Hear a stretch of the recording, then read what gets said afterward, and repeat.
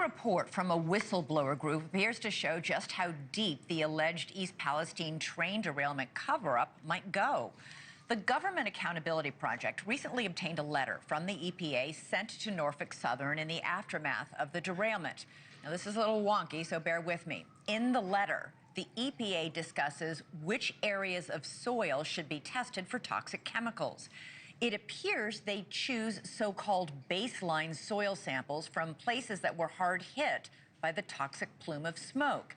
That's important because baseline is the benchmark for comparison in order to track progress. So if the benchmark is super toxic, everything else you test, like the soil in somebody's front yard, will look pretty good in comparison, even if it's also very, very toxic.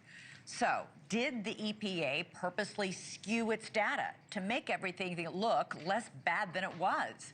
A whistleblower told NewsNation and investigative correspondent Rich McHugh that he definitely thinks that is the case. Rich joins us now live from East Palestine with more. Rich, this is a big accusation. Has the EPA or Norfolk Southern responded at all? Hi, Elizabeth. The EPA has not responded at all. Norfolk Southern did respond, only to tell me that they would not be commenting further on this. Now, there's two big points here.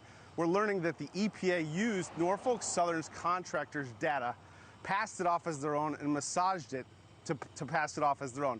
Number two, the big one, they were not testing, according to the experts we've spoken to, they were not testing for toxins in the right area, and there's only two scenarios why that would be.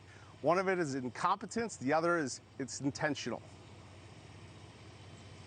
This is black and white receipts that the EPA was working with Norfolk Southern to create the outcome that Norfolk Southern wanted. Over 2 years after the decision to burn tankers of vinyl chloride here in East Palestine, Leslie Pacey with the Government Accountability Project says this March 7, 2023 email from the EPA to Norfolk Southern exposes that the EPA relied on Norfolk Southern testing, that they told Norfolk Southern not to test for 5 compounds, and that the EPA manipulated the soil sampling plan.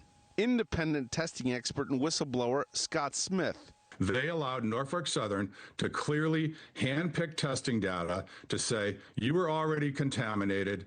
We didn't add to that contamination. It's that simple, Rich.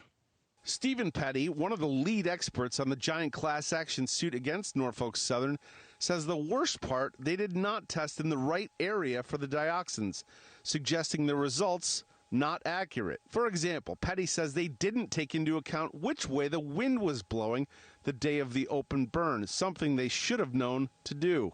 If they knew that the winds were actually either calm or to the other direction primarily, then they were inverting background and foreground, which would make you conclude no problem here.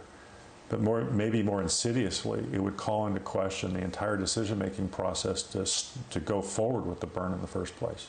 That's a big deal. I think so.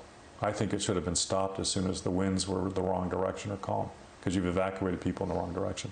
Petty cannot reveal his test results or analysis and has a non-disclosure agreement, but says the bottom line, the EPA and Norfolk Southern did not test in the right area for dioxins and may have done that on purpose.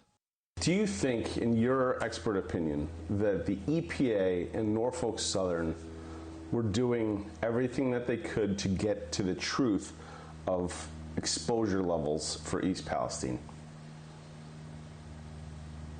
No, I don't think so.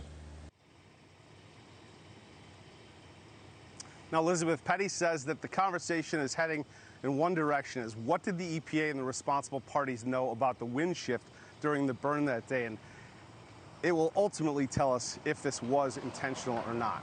Back to you.